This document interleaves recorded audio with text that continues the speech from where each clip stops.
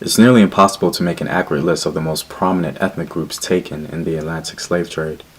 The one thing we can measure for the most part are the general regions enslaved Africans were taken from, and even the cultural and linguistic dominance of these groups upon arrival.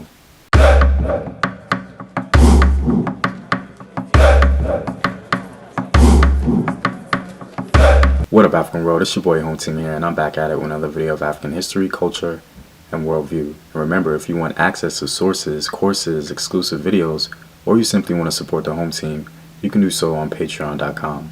The link is in the description box below. The Atlantic slave trade was the most tragic event in human history because of how it displaced millions of Africans from their homes and began a legacy of oppression for their descendants, generations to come. And this human tragedy is not even taken into account the Arab slave trade of African men and women, which is seldom discussed.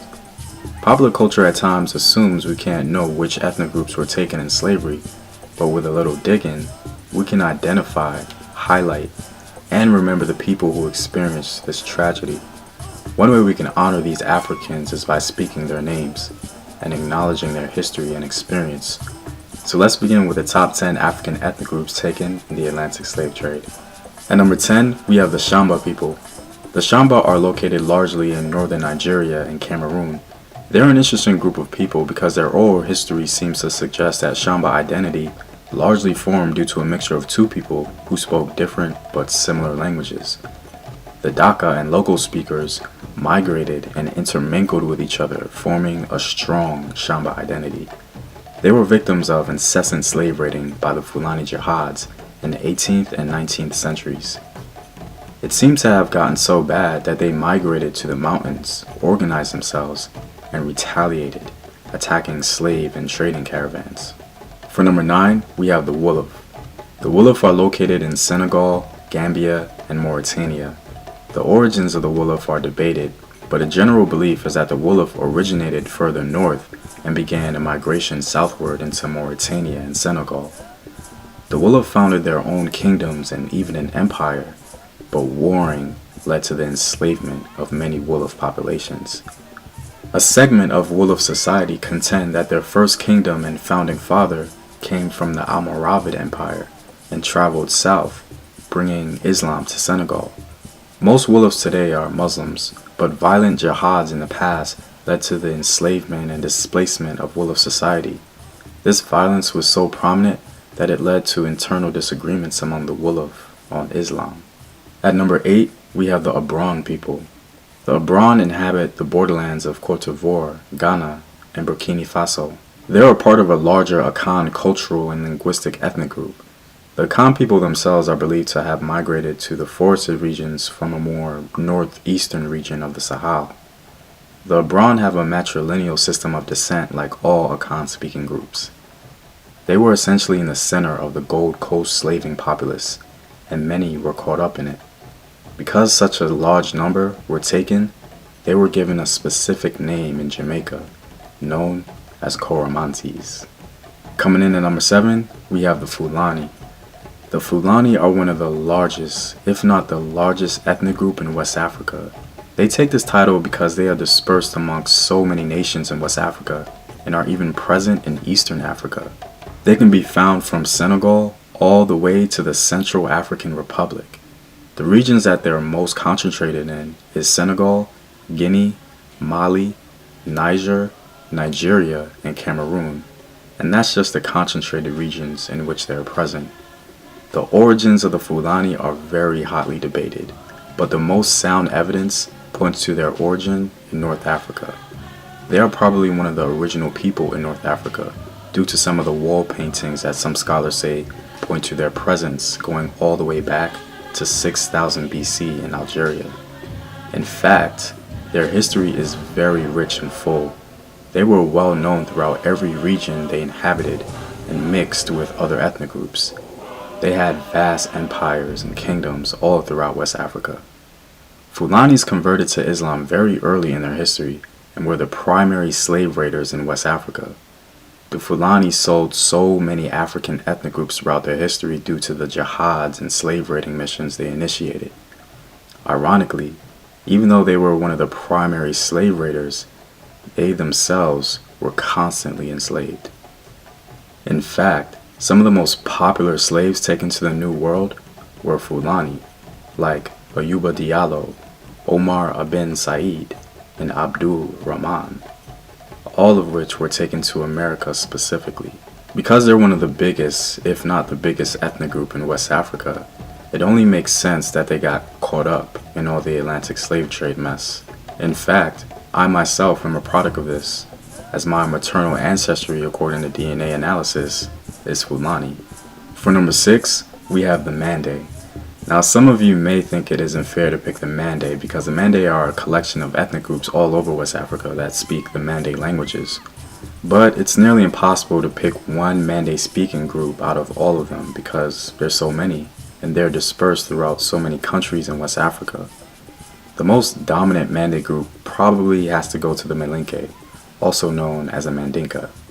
I guess we'll focus on them because the Mandinka built the greatest and one of the largest empires in West Africa. They influenced other ethnic groups culturally and linguistically, and they raided the coastline of West Africa, intermixing with coastline people. Even some Fulani themselves have Mandinka ancestry. The Mandinka were so prominent and popular that the term Mandingo, which is an English corruption of the word, became a popular reference for strong black men with many attributes. The origins of the Mande are said to be in the Sahara, further north. Archaeological evidence suggests that the Mande groups were the first producers of stone settlement civilizations in West Africa, where they built elaborate fortified structures in Mauritania.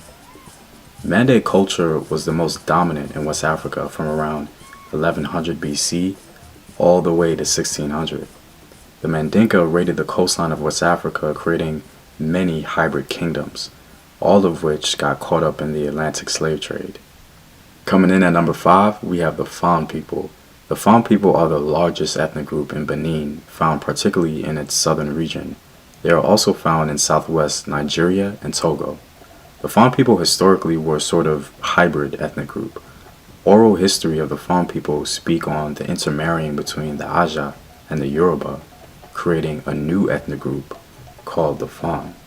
The Fon people created a very popular kingdom in the 17th century called Dahomey, as they were well known for their female warriors, later called the Dahomey Amazons. In fact, Black Panther's Dora Milaje were inspired by the Fon female warriors. The Fon people were both victims and also victimized by other ethnic groups in the Atlantic slave trade. They became a significant populace amongst the enslaved peoples of Haiti and Trinidad. The popular Haitian voodoo is a direct descendant from the Fon people.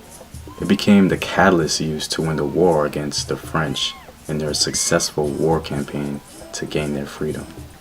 Coming in at number 4, we have the Bakongo. The Bakongo people are a Bantu people living along the Atlantic coast of Central Africa. They live primarily in the Democratic Republic of Congo, and Angola. Similar to the Mandinka in Upper West Africa, they created one of the most prominent empires in their region of Central Africa, called the Congo Empire. The Bakongo migrated closer to the coast around the 13th century from the northeast and became one of the first Africans below the Sahara to convert to Christianity via trade with the Portuguese. The Bakongo got wrapped up in the Atlantic slave trade largely due to Portuguese intrusion. The Portuguese were literally taking citizens of the Congo Empire and enslaving them illegally. It got so bad that the king of Congo wrote a letter to the Portuguese king. Each day the traders are kidnapping our people, children of this country, sons of our nobles and vassals, even people of our own family. This corruption and depravity are so widespread that our land is entirely depopulated. We need in this kingdom only priests and school teachers, and no merchandise, unless it is wine and flour for mass. It is our wish that this kingdom not be a place for the trade or transport of slaves. Many of our subjects eagerly lust after Portuguese merchandise that your subjects have brought into our domains. To satisfy this inordinate appetite, they seize many of our black free subjects. They sell them After having taken these prisoners secretly or at night, as soon as the captives are in the hands of white men, they are branded with a red-hot iron. In fact, the grandson of the king of Congo was taken into slavery. His name was Ganga Zumba, which translates into Great Lord. His mother, the Princess of Congo, led a battalion in the Battle of Mbwilla, but the Portuguese aligned with the African enemies of Congo, which included the notorious Mbangala, who were pretty much the Zulu of the region, and other African forces joined the fighting, numbering in the thousands.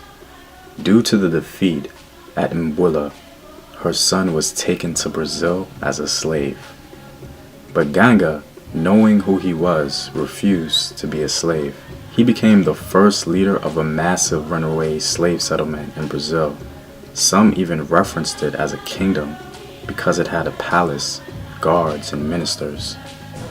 Brazil, like much of South America, became a port of entry for many Bakongo people and was one of the main entry ports for most enslaved Africans in general.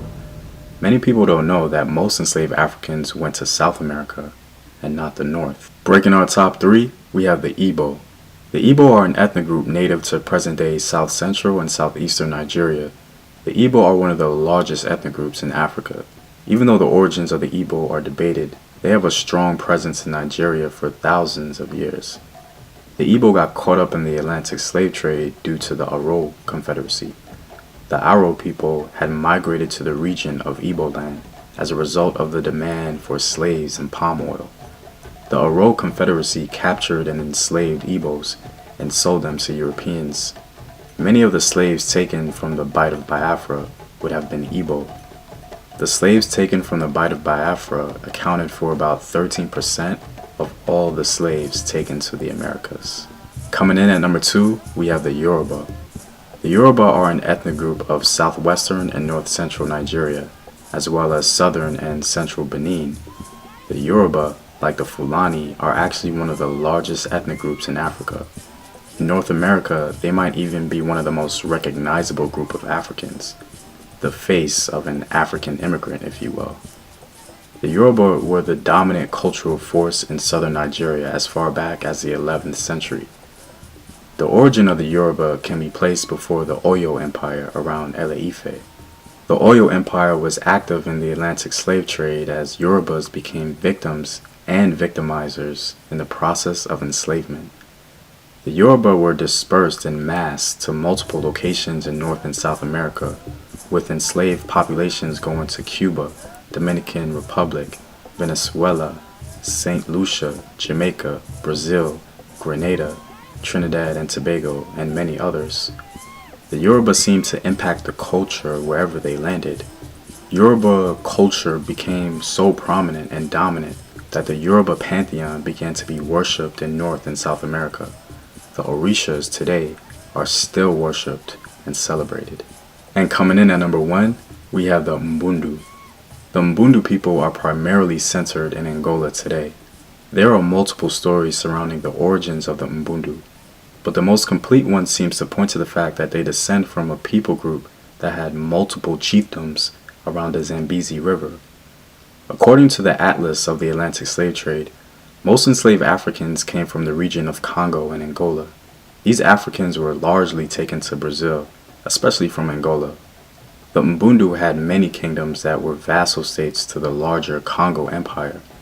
Queen Nzinga was the most popular Mbundu queen from that region and had extensive interaction with the Portuguese.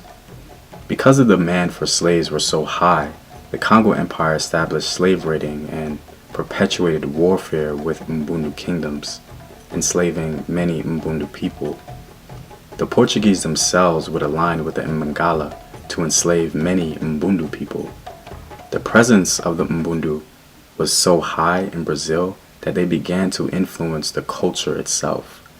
Most Mbundu slaves were war captives, so they developed their own martial art technique and brought it to Brazil. This Mbundu martial art was called Ngolo, and in Brazil it later became known as Capoeira. Capoeira is one of Brazil's biggest cultural indicators and a symbol of strong Mbundu presence in Brazil.